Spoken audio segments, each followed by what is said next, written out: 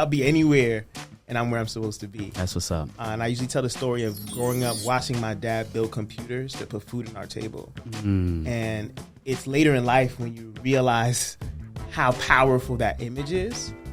And the through line is that I found that created this desire in me that more people could have that kind of experience. So through line with my career, coming to the point where I am now, I'm a speaker. My company is called Be Great Today. So I do speaking, I do consulting, I do some writing as well. My whole goal is to unlock human potential and to get people out their head so they can solve the world's problems with intent and focus.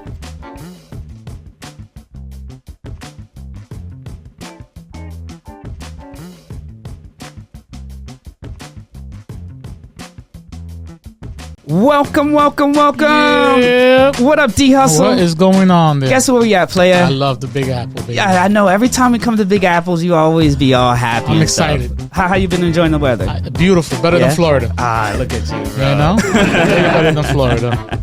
Always better than Florida. Big shout outs to our family here in NYC. Yes, sir. The Florentinos, they know who they are. Yep. Why'd you got quiet, bro?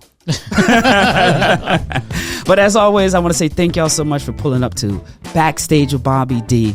We out here in New York City having a great time, but I got a really great guest for us. Who we got? We got my guy Daniel Adeyanju. What up, my guy? It's good. How did I do? You did it perfectly. Yeah. You did it perfectly. Yeah. I was trying to train you in the Nigerian version. Facts. But even my grandpa would cringe, but you did excellently. I appreciate you, my brother. Go ahead, but you got to give us the Nigerian, the real way of saying it. The closest I can get, Adeyanju. So for my Yoruba folks, don't cringe. I'm doing the best I can. Facts. Adeyanju. I'm just trying to connect. Yeah. Adeyanju. But I want you to say it in your native tongue. Like, how would you say it that way? That's the closest I can get. Adeyanju. Yeah. Adeyanju. That's what it's up, my guy. I love it. I like it. Daniel, thank you so much for pulling up the Backstage with BobbyD. It's one of our ventures that we go out across the country, around the world, speaking to like-minded people, but also people that I really respect in the industry and what they're doing. I'm not sure if you've seen some of our content. It is all chill here. I got my guy D Hustle in the cut, holding it down. We love you, D. Thank you. Yeah. They're always screaming for him. But Daniel, for sure, man, I wanted to give you a quick second, and actually more than a second, to introduce yourself to the audience, because we're really excited about our conversation today, because my guy went from the Bronx to the Bay, back to the East Coast, from Bronx to New Jersey, and holding it down. And let me tell you, It's international, baby. International. I like it. And whenever I'm in the scene, I always see my guy Daniel there. So what's going on, man? Tell us a little bit about yourself, where you came from, and kick it off in conversation, my guy. Man, I got to say first, all glory be to God. When you say it, to just hear it from you, I know it's a God thing. The Bible says that the earth is the Lord's and the fullness thereof. So how powerful that image is. And the through line is that I found that created this desire in me that more people could have that kind of experience. So I was born in Jamaica. Shout out to my Caribbeans. Wow. So I'm connected to my IE10s. Yeah, we out there. IET. All of my Caribbeans, right? So I'm connected to my Dominicans, my Puerto shout Ricans. out. Let's stop a moment of pause there. Y'all know how he is, right? The audience, right? Right? D Hustle, I mean, shout you got out. the Caribbean, you got most of the world. This is running not the a paid world. program, ladies and gentlemen. Just want to let everybody know. CARICOM sponsored. You know? And I was born an immigrant. Both my parents are Nigerian, Yoruba ethnic group. From Osun State, Ogun State. I've been Ogun State. I've been to my village where my dad is from, Obaile. And I've met my grandfather. He just turned 95. Oh, shout out to him. So Shout out to my story began before I was born. Facts. Back home in Nigeria. And my parents left Nigeria knowing that they wanted to put God first. They wanted to serve God. They wanted to manifest His glory. So coming to Jamaica, it was a God move. They came before we had the email and internet. There was a job. They heard rumors about jobs in Jamaica, and they showed up with nothing signed up. And God just orchestrated the step. But they got jobs there. They were able to work, and then they had me and my brother. And starting off in Jamaica. Clearly, I had a Jamaican accent. That's why I learned to read and write between Jamaica and then Antigua ultimately. But the whole time, my dad was building computers. He would come to the U.S., come to trade shows, take classes. And at that time, my dad would tell you, they were gatekeeping like crazy. Yeah. It was really the electrical engineers, right? If you think about Silicon Valley, these were PhDs that were hobbying. There was a certain milieu that they had. Yeah. So there was a lot of gatekeeping. So even the folks that would learn it would be like, no, you have to be an electrical engineer to touch this, right? And my dad had studied electrical engineering. Yeah. So he had that entry point. He was ready. And he's the great gatecaster. He's like, let's simplify this. There's some simple concepts that you can use so you can start fixing computers and putting them together like he was on our table. Yeah. So that there was a mixture of entrepreneurship there. He wanted to be able to serve God as a pastor without having to necessarily take a salary, which is, being a pastor is a legitimate job. It's a lot of work. Yeah. But he had a special anointing and assignment to be able to get into technology at this very critical stage. I like to joke that this is the AI of the 90s. Yeah. Yeah. That's the AI of the 90s, just having a computer in your house. Facts. So he'd build those computers in Jamaica, then Antigua, and he would teach others to do the same. And then he brought the whole family to California at 6 years old via California. Yeah. Oakland, California. So he was out in Oakland? In the Bay. Big shout out So to the Oakland. Bay Bay has a big, you see that through line. So Yeah. the Bay, I remember my first memories of the Bay was seeing liquor stores everywhere. And I recognized that in Lupe Fiasco's Food and Liquor. Yeah. Food and liquor's on every block. Food and liquor on stores on every block. His sister said that poem. That's what I came into. Yet in my house, technology was being built. So fast forward, I had this interest in technology. I didn't pursue it at first because in reality, technology was really only happening in my house. Yeah. In high school, I had some folks that I would rock with. One of my boys, shout out to Jake Zhang. We used to rap in high school together. And we would do technology together. But it wasn't until I graduated from my undergrad, which was actually a combination of Africana and biology, that I realized tech is eating the world and none of us are in it. Yeah.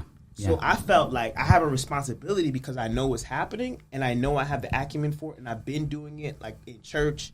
I would make websites.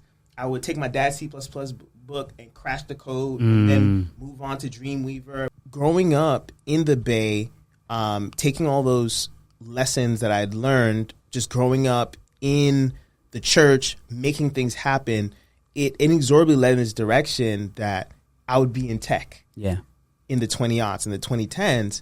And I had the opportunity through this friend to connect with a founder. He had previously been a product manager, previously computer science at Columbia University. And I saw a pathway. I had never heard of product management. Yeah. The concept of starting a startup and the possibility of I could run this up. Yeah, yeah. Right? Or at the very least, I'll learn a lot. Facts. And I'll build relationships. So I went on that ride with Jason Liang with a company called Bring Me That. It was an online food ordering platform. And I just learned so much about product development, running a team, sales and marketing, so many lessons there. So that really started my career in tech. And then I said, I want to be a product manager. I want to be a builder that actually can get technical. So I did a second bachelor's computer science. I did a coding boot camp. And then I got a job as a software engineer at Macy's. Big shout outs. Big shout outs. So that brought me back to the Bay. Macy's.com. You already know Soma, no longer in that particular location. They've since moved everything to Atlanta. But that gave me a great time in the Bay. But while doing that, my nights and weekends, I would reach out to people from my alma maters, both my college and my high school, and just try to put them on tech. Like, are you thinking about tech? I know you want to be a doctor, but can you get some tech in that too? Yeah, yeah. Oh, I know you want to be XYZ, a lawyer. Let's get into tech. So in the 2010s, I just feel this urgency to tell as many people as possible, we need to get these tech skills. So that ultimately led me to take a role at CUNY Lehman College, where I had done my second bachelor's in computer science as a career coach for computer science majors and an ecosystem builder. So I would just like bring people from the industry to the Bronx, bring people from the Bronx to the industry, and just connect the dots. So I just started this through line of just being a connector and mentoring as many people as I could. While doing that, I felt there was a limit in the throughput. Yeah, yeah. In higher ed, right? Like people are taking 5-6 years and not always getting what they need when they graduated. So I saw the coding boot camps and the tech boot camps as an opportunity. So I had done one while I was in school. So I doubled up, got the tech experience. Wow. So shout out to CodePath because, they're doing them both at the same time. Facts, Amazing. facts. And I saw them coming up and I just said, this is exactly what you need. You need to retrofit higher ed.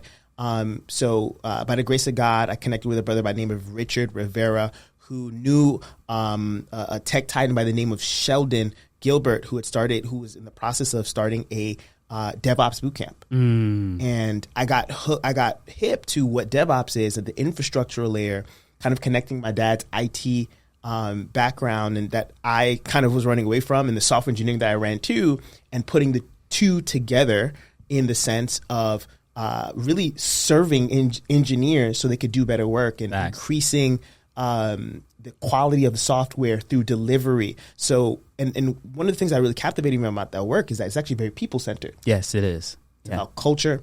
So picked up a lot there. And then after that time at Kura Labs, I decided to take on another role at the Knowledge House as a director of first programs and then partnerships. So working with Jalen Rodriguez, we helped hundreds of students find meaningful work, upskill themselves, develop their soft skills, get mentorship, connect to companies. So the through line of my career, coming to the point where I am now, I'm a speaker. I'm a John Maxwell certified speaker. My company is called Be Great Today. So I do speaking, I do consulting, I do some writing as well. And my whole goal is to unlock human potential and to get people out their head so they can solve the world's problems with intent and focus. Let's give him a big round of applause for that. And let me say, Daniel, first of all, I didn't know the backstory. now I know why you push so hard, my guy. Thank you. And it's very appreciative, and I hope your audience can see that having a family around you and setting standards, setting ways that you can level up without, following other pathways and utilizing the resources and access that you have. Like being a child of an immigrant, but it's like two layers of immigrants, right? Because you went from Nigeria to Jamaica to the States is like even more impactful just for mindset wise, because I can see the hustle in you, right? But I respect it though, because it has passion behind it, right? It's not only just trying to check a box off, but it's trying to make sure that you make an impact, because the way that you were describing, like even after I was done, I was calling my friends that went to go check out tech. Yeah, like you need something, I got you. I become the plug. I build a program. I actually learned and seen a gap, because you called out a gap from software engineering to infrastructure, DevOps. Hey, let's find ways to close that gap and then actually work in the environment and get that experience, because now you can really stand on it. You know what I'm saying? So first of all, big round of applause for my guy. That was an amazing story. And big shout outs to your pops and your family, right? Because I always tell my son this, and sometimes he's going to be trim. What up, big boy? I'll be like, the reason why you see a king in front of you is because I grew up in front of a king, right? You can't be a king unless you see a king, right? You have to be in that presence, right? And the mindset of what you saw your dad doing, like the challenges that he came back home and told you, the gatekeeping, but then you kind of see it like, wow, we got these computers here at that house, right? It's like, that's the thing that we need to see and set examples, because then you make even greater kings as the generation goes forward. So big shout outs to Pops for holding it down, and the mom and all that good stuff. And you say you also have a brother, a sibling? Yes. My brother Israel. We are co-founders with 3 other folks at Co-Cafe, a coffee shop in Jersey City. So tell me a little bit about, we won't get all into stuff, but I love when, you're doing things outside of the normal lane. So tell us a little bit about that venture. Absolutely. Thank you so much for how you just connected all the dots there. And there's so many different parts that I constantly need that support. I'll do that as well. And I always like to point back to the beginning. So as I mentioned, we grew up building for the kingdom of God, building for God, building for people, right? So the coffee shop, Call Cafe, is the Nigerian pronunciation. Yoruba. Call means to build, to go. It really comes from us growing up in the church and seeing opportunities for people to grow. We've seen so many people grow and develop in their lives. And when Israel and I were living in Jersey City together during the pandemic, we used to run past this empty space, and we'd both independently been thinking about coffee shops, like this idea of community as space for people to develop their skills, a clear business model. Yeah. We saw a vacancy and we jumped at it. Really credit my brother at the time for just saying, hey, you want to make this happen? Let's throw out the bread and make it happen. Yeah. Brought 5 of us together. And that was in 22. And now we are still running. We're a beacon of the community. People Big shout out. love to come through. We're having an event today for poetry. So it's a space for people to build, be creative, find those other expressions. But so much networking happens there. Yeah. So many tech people come through every single day because they want a place to work. That's what's up. Yo, this is on our list next time in the city. We're going to Jersey City, definitely. right? Jersey Transit get us over there? Absolutely. Yeah. And we do we have a podcasting space. So the space has 5 jobs. You got to make it multiple streams, Absolutely, right? yes. But big shout outs to you and your brother for making that happen. But the other thing is that it wasn't just isolated, but you also allowed other people to be a part of it because it's a collaborative effort Precisely. to execute on things like that. So big shout outs for setting those sample examples, you know what I'm saying?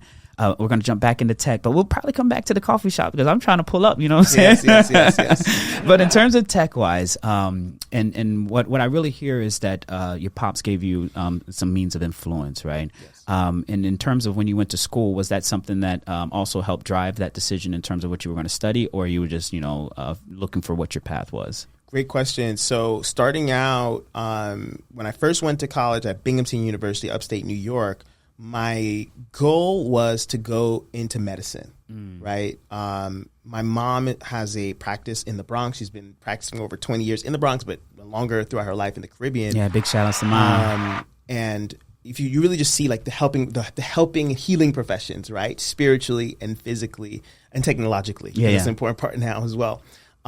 So I saw medicine as a pathway to helping people. And I saw it also as a funding mechanism. I originally wanted to become a senator because I could see it though. right? Well, yes. And now we're seeing that all they do is just sit around and talk all day. And depending on the different, but what you actually started to see was the rise of the technology. So I was seeing it in real time. Yeah. Actually, first I saw Mitt Romney as a prototypical tech leader. I mean, if you think about Bain Capital and the kind of mindset that they have, he's really a technologist. He's really an entrepreneur, and he's a prototype for some of the, not so great things that we see now sometimes. But the power that they have, and to do good, from my perspective. So, but I ultimately finished my degree in Africana Studies. I took in a lot of biology coursework, but I was really passionate about understanding the Black diaspora. Oh, for sure. So it was very interdisciplinary, writing, reading, thinking. There was an aspect of psychology and sociology and public health. So I got this really well-rounded education, but really a lot of that education that I had was in student government, and I was the vice president for multicultural affairs. I was constantly connecting in community. Yeah. So when I started to see that things were shifting, I knew that in service of community, I needed to lean into technology. And that's where that previous exposure came in handy. In high school, it came to be that a lot of the people I went to high school with, not even college, were moving into tech very rapidly. I went to Bronx Science, a great school in the Bronx that's really difficult to get into in the state. So community and relationships came in hand. I told you about my friend Jake, who made that connection for my first role in tech. And then in terms of getting the second bachelor's degree, I had many different influences. My dad was encouraging in terms of being able to get to the first principles. My dad is always reminding me the first principles. Right? Like I could just go do a boot camp, and I saw many people doing that, but getting the fundamentals from folks who know the fundamentals was a value. So I always encourage folks to go do the boot camp, get the skill, get the job, and still do what you have to do. Now you can learn online, or you could even get your company to pay for undergrad, grad school, additional learning. So the first principles is what my dad really encouraged me to attain. That's what's up. And big shout outs to Pop to bringing up engineering practices and frameworks early in your life in terms of first principles. I bet she was really excited hearing that you wanted to get at the keyboard like that, for sure, right? Oh, absolutely. Like just being able to build. We have to build. Yeah, for sure. I got a quick question real quick. So I know your dad was working on computers. Have you built your own computer or want to learn from that? That is such a great question. No, to this day, I have not. I've had this aversion to doing it. And I think it's like the father, son, like I don't want to do exactly what my dad does. Yeah. You know, and I'm never a gamer. So I never had a real reason to build a laptop, and especially as things come towards the laptops, I haven't. Yeah. Okay. Yeah. I mean, my son and I have that same thing, right? But the only reason it forced him because he wanted a gaming computer. Yeah. Yeah. And then he was like, "I want a gaming computer." I was like, "All right, we're gonna build it from scratch." I actually found something. A quick story. I believe it was during the holiday times that I found something on OfferUp that this guy was rebuilding computers. They were like older computers with GPUs and stuff like that. And I called the guy. I was like, "Yo, I want to, cop this, computer, this, that, and this. But I want you to take it apart." He was like, "Take it apart?" I was like, "Yeah. Just send me the picture that you can boot it up, and then take it apart, put it in a box, and then I'll come and scoop it up," type stuff. And then he was like, "All right, then." He was like, "But I'm not going to give you technical support." I was like, "Don't worry about it. I got it." And then my son goes with me to go pick it up, and he's like, "But it's not put together." I was like, "Guess what we're going to do now?" Right? Forcing his hand, right? Wow. And we have a memorable experience with that in terms of me and him. And actually, my nephew, Jordan, big shout out to Jordan, because he was there too. And we were actually able to build the computer all together from all the pieces laid out, talking about all the pieces, stack it up. Press the button and it, loads the window prompt. First of all, I was like, please. And then everything worked very well. But it's like that same situation that I forced that opportunity for us to do it.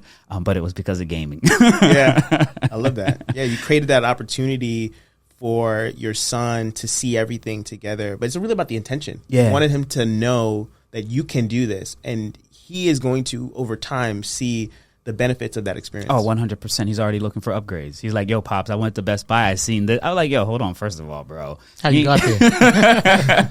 Who you went with and why you going to go look for computer parts without me?" But big shout out to my son, big boy. I really do appreciate him giving me the opportunity to go through that experience with him. But I know it's going to, like you said, level him up as he go. But back to your story. So definitely like going to college, pursuing that magnificent degree. And I kind of feel like a historian, African knowledge or African experience. Like, tell me a little bit about that. Like, because from the diaspora, obviously my ancestors, flowed from Africa through the Caribbeans, and we find ourselves in the States. And big shout out to my mom and pops because they're the first generation that came here. I'm the first one born here.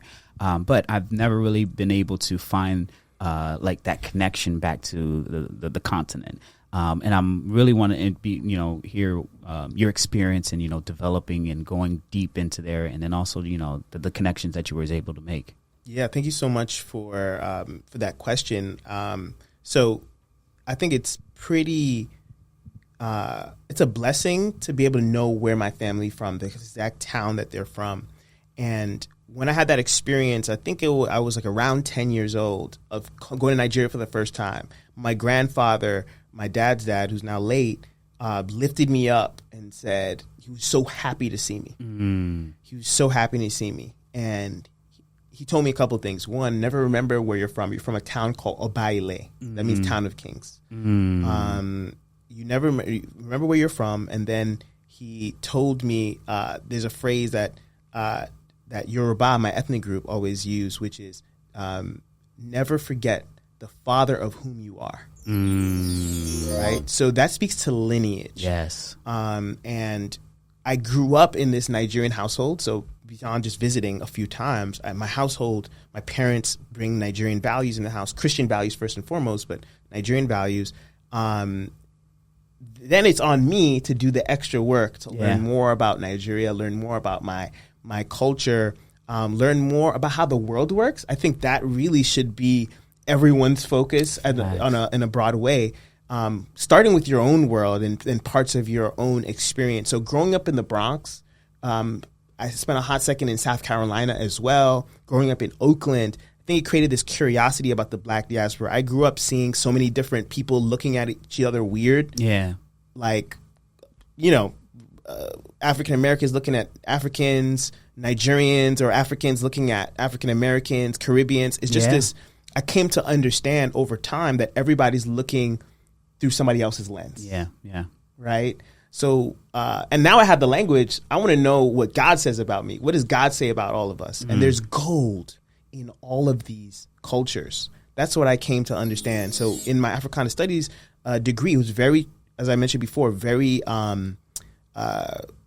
multifaceted. We looked at public health. So I got to understand the social determinants of health that have resulted in really shorter lifespans and things of the sort. So it built my empathy, just caring about other people. And I think that's the through line of my life, just learning how to love and learning to serve. So my curiosity is driven by my desire to serve. And Africana is, again, the diaspora. So African American. I remember taking a class, learning about African American history, and realizing that a lot of people will never have this opportunity to learn this. So I became an ambassador for folks, even just coming from the Caribbean, coming from Africa, like, hey, take some time to learn this. Yeah. Because you may be looking from another lens. So that's been a great benefit, just being able to empathize, just see the resilience. And then I can speak to someone and say, hey, do you know how much resilience that we have? Yeah. Even as a connected Black diaspora, coming to the diaspora, the resilience of people still in Nigeria right now who have no opportunity. They're looking at us in the U.S. like, what are you going to do with your opportunity? Because they don't have any. Right? But they're still surviving. They're still showing up. They're still building family. So when I think about the Black diaspora, I think about resilience. I think about the grace of God that gives us another day.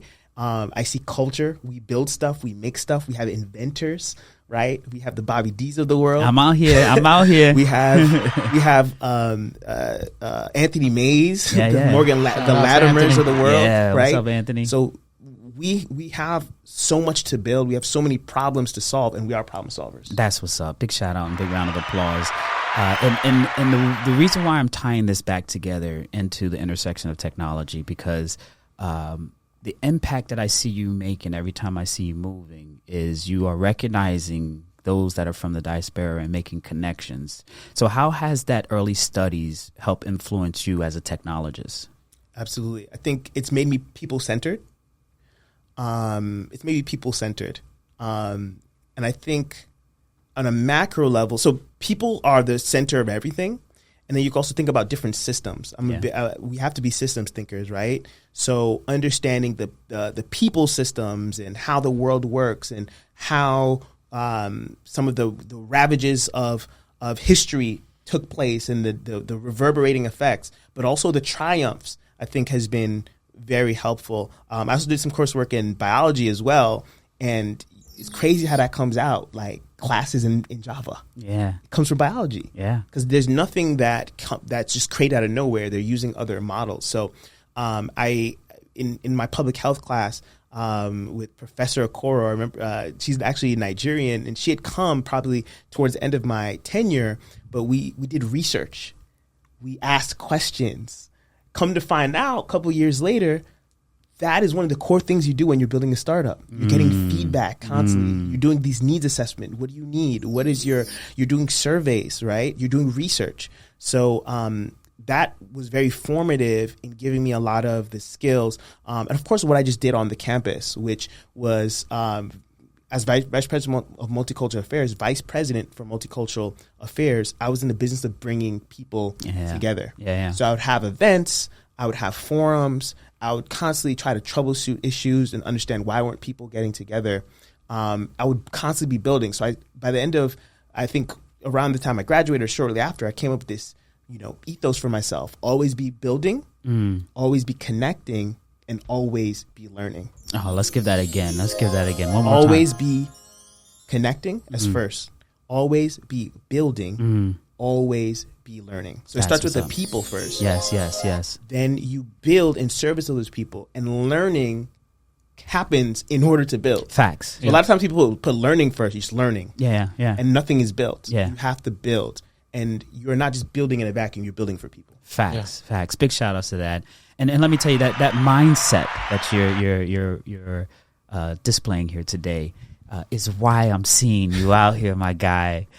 Because it definitely gives me in my spirit, hope that it's not just me out here pushing for the right reason, not for the reason that most people think we're chasing, right? Because that mindset that you're setting right there is going to help change the next generation that is tuned in. So big shout out. That to you chair's for on sure. fire right Yeah, now. for sure. You know what I'm saying? And that's what's up. And the other thing that I like that you also brought up, because now we're going to dive a little bit into tech, as you were talking about bio and Java, right? Is sometimes I think a lot of, those that are tuning in is like, hey, I'm pursuing this one thing. How does that even ever, intersect with tech or has some, basis behind it, right? So let me know in terms of like what technology has helped you, or I'm sorry, what in your past in terms of your development has helped with your learning and development technology, and then some of the technologies that you've used.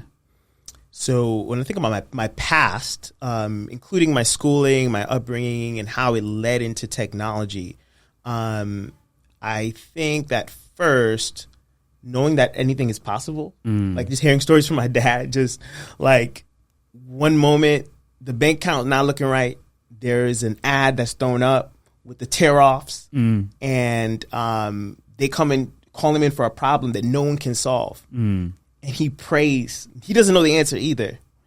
Overnight, God gives him something, and the answer is solved. So knowing that everything is possible has been, with God, anything is possible, as the scripture says. That's like been a major key for me as a technologist. Yeah. Working as a software engineer, seeing tough problems for me anyway at that stage, and constantly learning, seeing my dad with all the books, constantly learning. When you learn in school that you constantly are referencing different sources, I think seeing great technologists, just reading about them, seeing their examples has been really helpful. You mentioned the biology aspect. Just when I studied biology, of course, everybody has biological systems, but even just like that practice of studying a complex system and understanding how the parts work, diagramming them.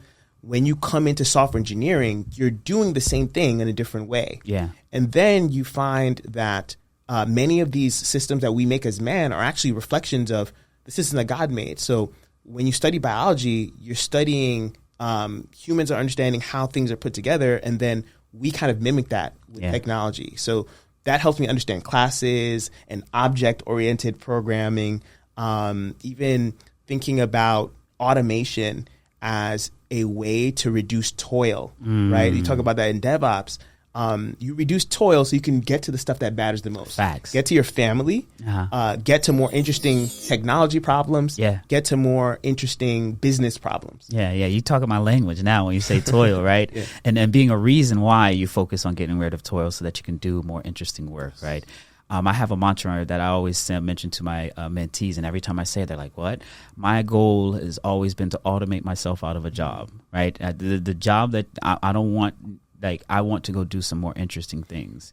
And during my time at Twitter, I was actually able to really accomplish that, but also see how much it opened me up to even do more, right? So big shout outs to you bringing, the concepts from where you first started, the experience you had with your father, seeing that frameworks, like you said, first principles, and then getting to a point where you're actually able to put it into practice. Big shout outs, because it's not many of us that have a chance to come back and talk about this type of stuff, right? And then when we have individuals that are looking into tech, they have a whole misconception of what it is, right? And when you're able to break it down in terms of skill sets like that, big shout outs to you on that. So talking about DevOps, so tell me, like, the concept of DevOps, I know it's probably like 5 or 6 years old. Before, when I was in the industry, they didn't even have that title, DevOps engineering. But tell me how DevOps has really like shown you the value around, the developer, the operation side, and ultimately creating a way for you to have more free time to develop, more funner or bigger problems or solve bigger problems. Oh, absolutely. And I think it's helpful to just think about it in a historical context. And like this mental model that's emerging in my mind of how we get to AI now, right? So if you think about the first kind of tech boom in the late 90s, we can use the technology to sell books. Yeah. We can use technology to do all this stuff. And then there was the big burst in the early 2000s. And then you still had many of the same people who had built stuff come back for another round. In the latter years of the 2000s, but I think the 2010s is when things really took off. Yeah. Things really accelerated. And then you saw an era where they're talking about Web 2.0, where Web 2.0 is when you can actually do the things that you thought that people thought they could do in 1.0. Like everything started to get put online. And when things are online, now you can see it happening. Like a lot of things, if they're not connected to a system where it's like taxes, right? If somebody doesn't see the transactions, it's as if it doesn't happen, right? But when you digitize everything, now people can be gatekeepers, they can be intermediaries, people can capture value. And then you have all this data where you can understand human behavior. So this is where we get big data really blew up. So you had people that had to, really figure out ways to manage large amounts of data warehousing, Hadoop, Spark, all these different things kind of come into being. And we go from waterfall during this process. We go from waterfall to agile. Facts. Right? Because they need to build fast and break things. Facts. Right? Mark Zuckerberg famously said this at Meta, formerly Facebook. And then at some point he's like, we are a $1 billion company. We cannot afford to break things anymore. I know. We need to move fast. Yeah. And have stable infra. Yeah. So we need to have our cake and eat it. Yeah. And we're going to make it happen, right? So then you see the need for the rise of DevOps coming out of Agile and bridging the gap between the mythical server creature, right? Like this bearded, big white dude that barely sees sunlight, and this software engineer that is constantly building. Yeah. So there had to be a bridging of the gap. And there had to be more shared responsibility. There had to be a level of teaching, right? The DevOps, I'll call it the infrastructure person, because the term DevOps engineer is also controversial. But this infrastructure-minded person is also thinking about how the software works. The infrastructure person is actually learning software, is actually getting into automation. The infrastructure person is educating the engineer, the software engineer, on how the infra works. And the infrastructure engineer is, as you said, automating himself out of a job. He's saying, hey, you are the DevOps, you are the infrastructure engineer now because I've given you the tooling to be able to do that so that you can move faster. Yeah. So, I mean, I can articulate it now, but I know that when the process, when I first started getting into it, the kind of definitions I was seeing were very simplistic. Yeah. DevOps is a combination of development operations. And I found that to be one of the most meaningless definitions. Yeah. So I got to the heart of what it is by talking to DevOps engineers, SREs, understanding what are the differentiations, knowing that something can be called one thing in one place and mean something completely different. Facts. But to get to the heart of the matter, one of the principles that really stuck out to me is comms, right? And it starts with culture. And I know that's something that that's very important to you as well. Culture as this, I think on an individual level, it's actually character. Yeah. Right? What do you care about? What are your values? Are you here to serve? Are you just here to extract? Are you willing to take your time? So all these values, if you will, I think are such a core part of DevOps and should be a core part of everybody's work. And then you talk about automation, right? Why are we automating? To reduce tolls so we can do more interesting work. Yeah. So we can get home to our families so that our customers can have a great experience. Then you have lean, reducing waste. You have measurement. You can't manage what you can't exactly. What you can't measure. I used to say if there's no metrics, then that means it's broken. Right? And then the last one is absolutely, and is sharing. Yeah. Right? Which almost is a loop back to culture, but a culture of sharing and good documentation. I mean, these are life skills. I'm like reading about this DevOps stuff and helping folks get up in DevOps. Of course, we're teaching AWS. I taught Python. Teaching is hard, y'all, but it's so rewarding. Yeah. But sharing, right?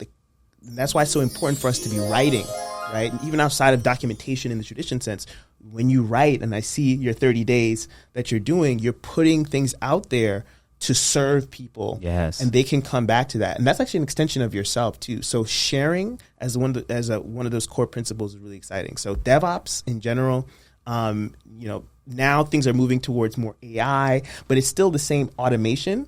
And there's still the question of what are your goals and how are you approaching it as well. For sure. And I think you hit the nail right on its head in terms of being able to describe DevOps in a way that's just not surface level, but actually really give you some foundational understanding.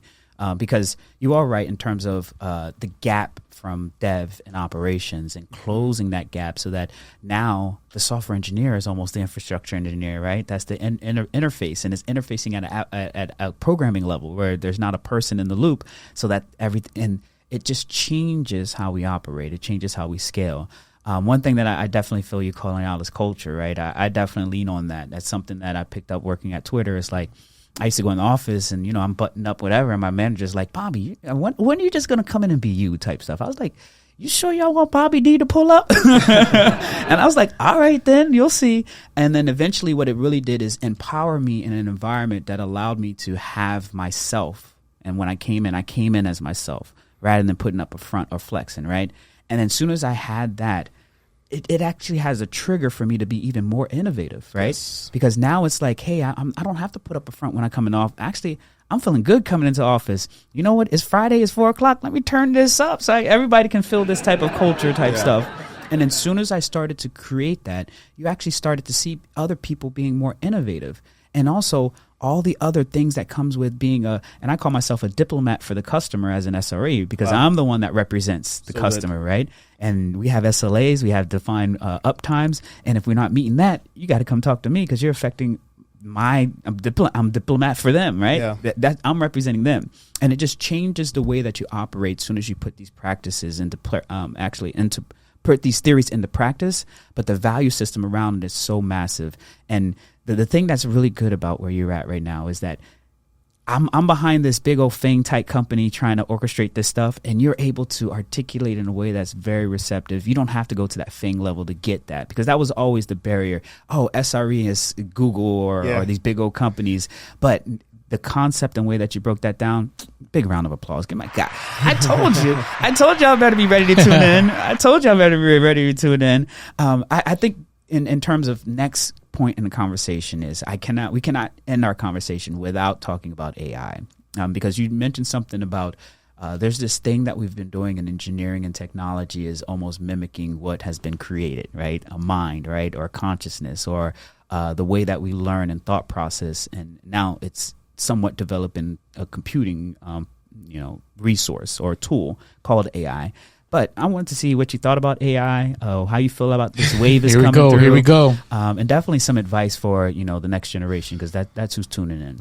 Give him a little breath. Take some water. He said, I got it. Some water real quick. When you got that A, that's the question of the moment. I know, and it's only 2 letters, too. AI, bro. It's wild. It's wild. Yep. There he goes. Take one more for the culture. You see, I told you, D got you, bro. Right. He's holding it down. All right, baby. Ready? Shout out to the Bronx. Shout out to the Bronx out there. Bronx Bombers. Let's go. But how do you feel about AI? One of the best, I just saw this recently, AI is amplified intent. So the question is, what is being automated? And from what intent, from what data set, right? Because AI comes down to data that is being essentially fitted on a graph, if you said oversimplification, right? So AI is basically these AI LLMs have a ton of data that are fed into them, and they are approximating, and they visibly look as if they're thinking, but they're really just going based off of the data that's provided, right? So enter that problem already. What was the intent of those folks what was the intent of those folks that were essentially created that data? Yeah. Not that it was created out of thin air, but what processes led to the creation of that data? What realities in the world led to that data? Without having to talk about, we know about algorithmic bias. If you don't, please look it up. For sure. There are biased data sets out there that could be essentially automating decisions that are not good for many people, especially Black and brown communities, marginalized communities. So I think about that. That's a place that I go. But from a place of love, I believe that we can either think of from a place of fear or a place of love. And from a place of fear, you can stick your head in the sand and run away. And just be like, I'm going to live in an island. I'm not going to touch this. I hate AI. I'm not going to do anything with it. But that only makes the folks with negative intent and simply just a money-focused intent. The Bible says the love of money is the root of all evil. So there's some people who really love money that will do evil things to get money. That's a fact. Or they'll make it look good, right? So I have a lot of hot takes I can give you about some of the things that's coming out, these digital twins where people are in relationships with AI. I think that's just weird. God put us here to love him and to love each other. So if you're spending your time not doing either of those, you're just loving on AIs. Somebody actually just saw it today. Somebody said that's a self-own of humanity. Because we're supposed to hear and build families. So some people are not going to build families. Oh, that's too hard. That's money. I have to give up myself. I could just have a relationship with this AI. And then it's going to be robots too.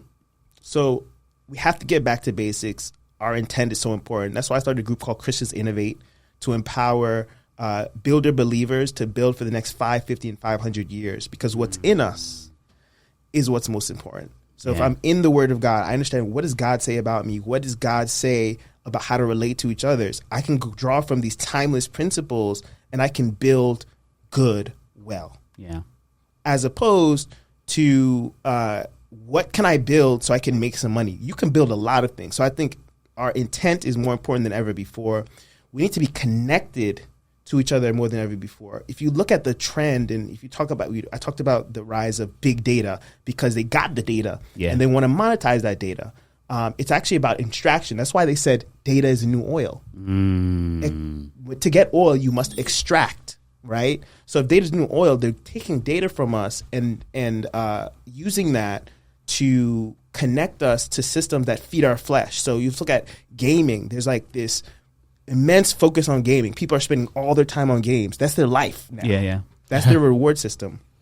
Same thing with social media, the endless scroll, doom scrolling, right? So all of those things actually take us away. Even before AI, these things were being built. AI is just I don't want to call it a conclusion because it should not be the end of the story. But it is very Matrix-like in that we are hooked up to a machine. We're powering this machine. Our time is being taken and used and extracted and monetized. So we have to get back to basics. How am I solving problems for my family? How am I spending time with my family? How am I loving my family? How am I getting closer to God? Am I building things that serve? So I think there's tons of opportunities. For me right now, I'm really passionate about communication skills. As a baseline for how do we connect with each other? How do we put out messages, right? So I want to see people who are great with technology, but are also great at communicating ideas because that's how we build and we solve problems. I want to see a generation of problem solvers, people that have identified. I like to say I'm from the Bronx, and I live in Jersey City, and I'm in Newark a lot. These are problem-rich environments. I just did a keynote at Wellfest for Counter, an organization called Counter, and you see so many problems. If we trained ourselves on those problems and we saw AI as a tool to solve those problems, that love that we have for our communities, that's what's going to make us go learn the calculus. That's what's going to make us learn the programming. And it's because it's directed at solving a problem, not just to have the tools, just so I can have some money so I can flex. It's because there's people I want to serve. Even folks who hate AI, go to law school, right? And be one of those people that helps to mitigate the negative effects and amplify the positive effects. Right? Go and study business and understand how the economy works, right? So what we can't do is nothing. We must build. We must build for our communities. We must learn how to be better communicators. I am working on helping people connect with each other better and get out of their heads. One of the big secrets out there is that improv is really great for that. Improv, right? So getting people out of their head, talking to folks. So I'm looking at how can I use AI to approximate that experience, but also, in addition to that, how do I bring people into physical spaces, engaging in improv exercises so we can grow as communicators? And we know that even just to get a job in these days, it's a tough economy. It's all about relationships. Facts. It's all about can you connect with people? So we need to focus on that skill. So the irony of it is that the robots are better than ever at being robots. So we need to get better at being human. At being humans. We need to learn how to connect with each other. We need to learn how to love with love one another, and we need to learn how to build for one another. Yeah, that's what's up, Daniel. And big shout outs to you on that. Because I think sometimes the perspectives of AI sometimes get so clouded in all of these big shiny, new toys, this new bag that you think you're going to get and stuff like that, versus the actual underlying impact that could happen if we all really understand what's happening. Yes. You know what I'm saying? Like, and that's where I'm grateful to hear you have this mindset, and I know that you're shouting from the mountaintop. So keep pushing. And actually, that actually draws in another question here: is public speaking. So I noticed that TED Talk has definitely been something that you've hit up. You've hit up a TED Talk stage, and you're also writing a book also. And you also provide a space at your tea shop, or is it a coffee shop? I'm sorry. Yes, we have the coffee shop. Yeah. But how has public speaking, like utilizing that platform, really, allow your voice to be, broader and reach the audience that you're looking for? Yeah, it's such a great question. I think if we just start at the point of speaking in general, that has opened up so many doors for me, and I really credit that to the opportunities I've been given to speak. So just growing up in the church, youth Sundays, youth ministry, going to different churches and speaking. And even in high school, my senior year, when we started rapping, I felt like I was too shy. I'll rephrase that. I knew that who I was not who I needed to be in terms of just being able to communicate with people. So a lot of times we think, oh, this is how I am. I'm just shy. Oh, I don't like to talk much. You know what I mean? Like, I like to be behind the scenes. And a lot of times that actually prevents our growth. How can people hire us, work with us, collaborate with us if they don't know who we are? Yeah. If we don't leave an impression, even one-to-one, not to speak of public speaking. So God has really empowered me through these looks that he's given me to be able to stand up and to speak. Even just in the classroom, my heart used to palpitate. But I knew I didn't want that. So I would go against that. And then I came to know the psychology of it. Like, it's a fight or flight response. And the right response is to fight, not to run away. So I chased that fear away and grew in confidence in speaking. And then I saw the power of every time that I'm able to speak. So if even I go to a networking event and ask a question, so many people see me, they would come up to me. When at work, when there's an event, I'm able to articulate something. So many people are appreciative. And I found that speaking is actually service. People think it's about you. It's not about you. And that's actually where your heart rate goes up, because you start getting really prideful and you're thinking about, oh, what are people going to think of me? Even here before we start this, I prayed. I said, God, allow this to meet the points of everyone's needs. I met a brother on the subway coming here. And right before he got off the train, I waited too long as a brother. And I was just like, what do you do for work? And he's like, I'm about to go to Macy's. I was like, oh, I used to be a software engineer there. So coming here, I'm like, I hope he can hear this. Yeah. What does he need to hear today? Yeah. So the key to public speaking is the heart posture of service. And like anything that we want to get good at, it's doing it over and over and over again. But it starts at the heart posture. And that's what I coach folks on right now as a coach, as part of my business. How do you identify the problem you want to solve? How do you come up with a message that solves that problem? And how do you find opportunities to keep spreading that message? And that's put me on stages in Newark. I've spoken at companies like PayPal. I've spoken on panels for ERGs. I've spoken, of course, at TEDx, and that's given me a big platform as well. So I'm really grateful for the opportunity to be able to speak into people's life. That's what I do. I speak life. Yeah. Big shout outs to you. And thanks, D, for that round of applause. Daniel, this is the thing, man. It's like the first time I ran into you, you were like, yo, connect. I was like, all right, we get connected. And then I go and check your page. I'm like, yo, you're a mover. And then I go somewhere else and you're there. And I was like, yo, what's up? Dap you up. And I go this over here and you're there. I dap you up. And then just that presence that you have and the impact that you're having, I can see how public speaking in terms of just developing but executing on it has really allowed you to be in the right place so that people can receive what you are pouring, because it's all coming from that center, that place of like pureness. You get what I'm saying? Like there's no front, or you run into somebody and they be like, yo, can you get me a job tomorrow? I'm like, hold on a second, let's just talk about life. Let's just see, I just want to see what's going on with you, right? And then when I run into people that really can see what I'm doing, and then I can see what they're doing, that's why we're, crossing these paths as we're on this time. So I want to say, first of all, thank you so much for your time today. We're not done yet because I have one more question, and this is more or less for the audience, is like, what would be some of the like closing, mindset tips or advice that you have for the next generation coming up? Especially here in the field of engineering and technology, that will service the next 5 to 10 years going forward? Oh, that's a great question. So I'm gonna answer that in two ways. One is think ahead of the trends to come. Since you're talking about technology, so yes, you're a computer science major. Yes, you are a society and technology major. But what are you doing about quantum? So you can be the expert in quantum before it even comes out. Facts. There's programs right now where you can learn the cutting edge. Yeah. The government has an interest in you learning it. So go for the future. Robotics. Go build some robots. Go program some robots. Go rock with some drones. Get into the habit of automating away toil, making things easier for people using the technology skills that you're learning. The second, my 4 Ps framework is people, projects, problem solving, and packaging. That's what I did my TEDx talk on. So people first. So fall in love with people, develop those people skills, learn some psychology, learn some economics. That's a little bit of a tangent in terms of the business, like how the business system works and the economics works. And then there's the behavioral economics of how people work with incentives, and just get out there and just love people and serve them. One of the best questions you can ask somebody, instead of asking, can I get a job? I hate that. I hate that because it's kind of an automated thing that people learn. Yeah. Because closed mouths don't get fed, but there's something about building a relationship and serving. How can I serve you?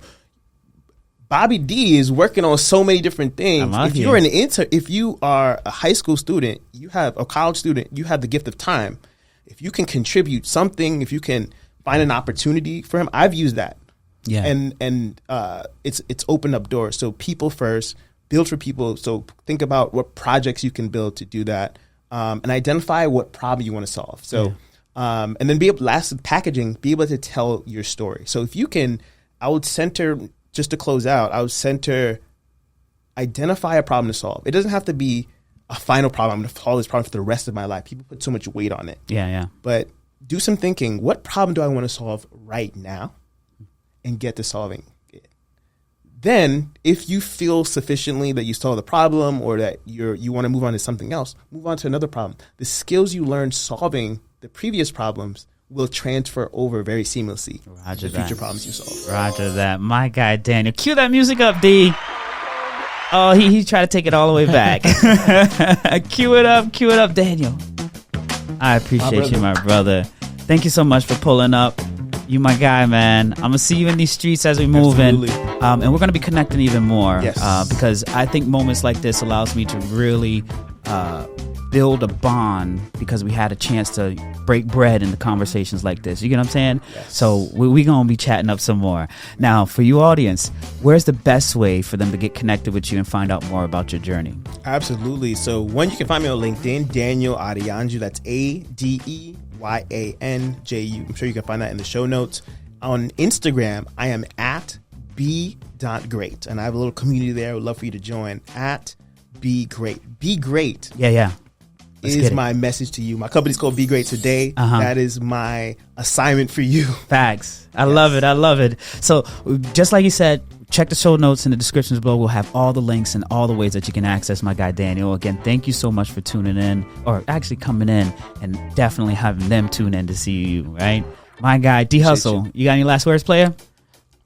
I'm speechless. I know, right? This was fire, right? Yeah, that's the move. He's usually never speechless, right? But I have a lot to say. I will say, D Hustle helped mark the episode with a special sound. Give him the special sound. So if you had heard this sound throughout the conversation, there's a button that's called a rewind button. Press that back a little bit and listen in, because we are definitely got some gems that were dropped today by my guy Daniel. tune in, keep following, let your friends know about it. Check my guy out if you're here in Jersey City and you need a coffee spot to pull up and chill for a little bit. But as always, I want to say thank you so much for tuning in to Backstage with Bobby D. Holla at your boy.